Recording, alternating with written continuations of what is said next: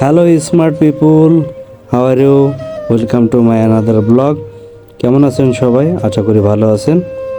তো আজকে নিয়ে আসলাম নতুন একটা ব্লগ। এই ব্লগে থাকবে ছুটির দিনে আমি গিয়েছিলাম ঘুরতে এদেশে একটা ভাড়া করা মাইক্রোবাসে। তো যাত্রাপথে আমি দেখাবো মালয়েশিয়া দর্শনীয় কিছু জায়গা এবং এদেশে গ্রামের দৃশ্যগুলো কেমন হয় সেগুলা। আমি মূলত গ্রামেই থাকি। শহর থেকে গ্রামটা অনেক পার্থক্য। এখানে বেশি বাড়িঘর এবং মিল ফ্যাক্টরি দেখা যায় না।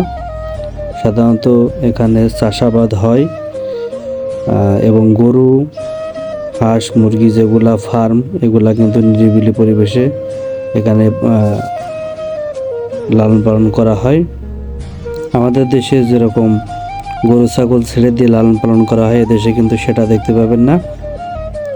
গরু ছাগল এগুলা কিন্তু আপনাকে ফার্মের ভিতরেই লালন পালন করতে হবে, আপনি ছেড়ে দিয়ে কখনো এটা করতে পারবেন না। অনেক জায়গা আছে পাম বাগানের ভিতরে, বিশাল এলাকা জুড়ে গরু ফার্ম, সেটা চারিদিকে ঘেরা থাকে, গরুগুলো কিন্তু বেরোতে পারে না। তো বিশাল বড় বড় ফার্ম এদেশে দেখতে পাওয়া যায় এবং সবজির খামারও আছে, অনেক বড় বড় সবজি ক্ষেত, এখানে অনেক প্রবাসী ভাইরা কাজ করে।